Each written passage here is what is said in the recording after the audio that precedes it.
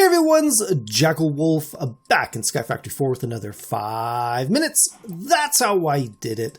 Now, if you've been following along, you know that we normally work through the advancement book. This episode, though, this is going to be another one of those special episodes where we kind of step away from the book and look at something very, very different in Skyfactory 4. Very recently on my Discord page, I had a conversation with the OD, and we were discussing the Porcelain Melter versus the Seared Brick Melter. And I'll be honest with you, I have never actually used the Porcelain Melter. Previous experience has biased me towards the Seared Brick version, but I actually thought this is a good opportunity to kind of compare the two, because I have heard people have trouble with the porcelain one, and because I've never used it, I can't really help them. It's not the first time it's come up, but I really think this is a good opportunity to kind of see if there is any real difference between them. So first off, what we want to do is compare the materials used to build them. So to build any of the porcelain items, we are first going to need to make some porcelain. Now, porcelain is simply clay and bone meal, and one piece of each will get us 4 unfired porcelain. Now, that is a really, really good recipe, because the alternate with the seared brick is 1 piece of clay, 1 piece of sand, and 1 piece of gravel gets us 4 pieces of grout. Now, both of these have to go through the furnace, but obviously the grout is quite a more resource intensive. You know, it's 3 pieces of material versus the 2 pieces that we had for the porcelain. And if we take a look at the advancement book, clay is right here. So if you are working from a brand new world, clay is the easiest thing to get, followed by bone meal. But if you're going to make the seared brick, you're going to need the clay, the gravel, and then all the way over here, the sand. Now, at the end of the day, all of these items are easily obtainable and actually necessary before you even get to the tin. The tin is the first place that you're probably going to actually want to use any of these melters anyways. So I guess when it comes down to it, the materials don't make much of a difference. But from a actual labor point of view, the porcelain actually does seem to be a little bit easier to make. So like I said before, we have made a number of these seared brick versions already, and the actual recipes to make the tank and the melter and the faucets and the basins and the tables and all that, they are all exactly the same, except you swap out porcelain bricks, which would be what you'd get if you put these unfired porcelain through a furnace. But to make the porcelain melter, it is the 6 porcelain bricks and the piece of glass. Sub out the seared bricks to make the seared version. We're going to come over here to make the porcelain tank. It's going to be the piece of glass surrounded by 8 pieces of porcelain brick. We got the porcelain heater, which is the alternate heat source.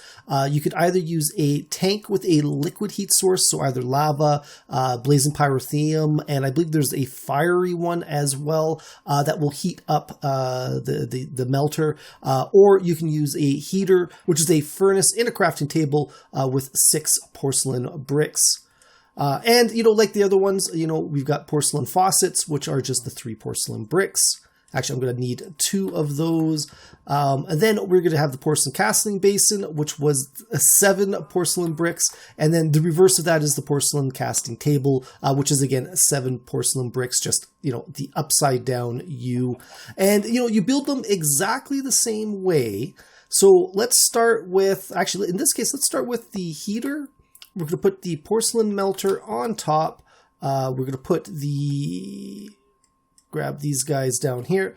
We're going to put the casting table and the casting basin, and then 2 faucets, and we have a completely functioning system. So this is, really, really, so far, nothing has really been different. Although, like I said before, the amount of material does seem to be a little bit less for the porcelain heater. So next up is, how well do these things actually work? So what I want to do is I'm going to take a little break here. I'm going to set up a little bit of a demonstration, and I'll be right back. Okay guys, so I am back, and as you can see, I've kind of set up a automatic release system. This will allow me to release items into the melters at the exact same time, rather than me coming over here, putting in 3, then putting in 3, and having a little bit of a delay in between the two, just in case there is a little bit of a time difference between the porcelain and the seared tank. How I've done that is just a simple redstone. Well, right now it is just a redstone torch that is locking off a hopper. So we're going to take 3 tin amber, and we're going to come over here. We're going to take 3 tin amber. You can see they have not been pushed down into this porcelain. As soon as I flip that switch, it's going to unlock these hoppers, and they're going to go in here at the exact same time. Now, one other thing that I changed is I swapped out the lava tank for the seared heater on the seared brick side, simply because I know for a fact from a previous experience that the heater is not as efficient as the tanks full of lava or blazing pyrotheum or the other liquid fuels. So we're going to hit that wall a little bit quicker, and it'll be kind of, I got a feeling this is where a lot of the problem comes, is that people are trying to build the porcelain version, but they're trying to use a heater rather than a tank. Right from the get-go, there are a number of things that you cannot do with that heater, but for the sake of demonstration, let's go and flip that switch. Now, the 3 pieces of tin have been thrown into both of these tanks. So we're just going to come back over here, and we're going to see if there is a difference in the speed that these are melted. And we may cut here. I'm not too sure.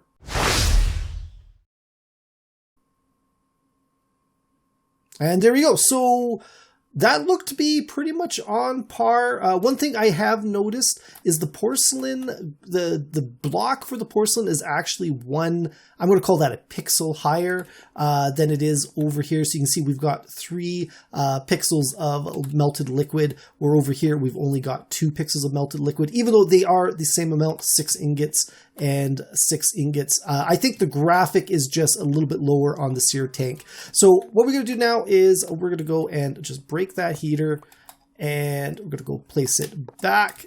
And then we're going to come over here and break the melter, not the heater, like I said just a second ago. And we're going to go and set up our second test. So next up is going to be the iron. This is probably the one item that you are most likely to want to do in your world. So again, this is the iron with the heater and not the liquid tank. And we're going to flip that switch, and both of these should have been popped in there. And immediately we are told not enough heat to melt this item. Now, if you are running into this issue, it is not the porcelain versus the seared. It is simply the melter versus the tank. So if I go and if I pick that up and we go and we put this back in there, you can see it works 100%. So let's go swap this out again over here, and then we're going to go and place this down here. Now there's going to be a little bit of a time delay between the two of them, but I know for a fact that they are going to, do this. They do take the exact same amount of time. So let's cut here. Let's go wait, and we will see what happens.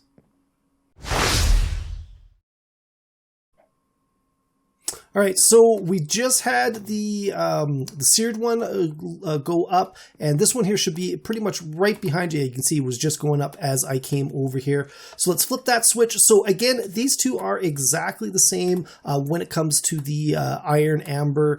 So let's go and break the seared melter, and then we'll come back over here, break the porcelain melter. This is just to empty out the 2 inventories. I've turned off my redstone signal, so we're going to go up here. Let's go gold next, and we're going to go through this one up here and come back over here and flip the switch, and let's see how this one turns out. Again, if it takes more than a couple of seconds, I'm just going to go and cut here.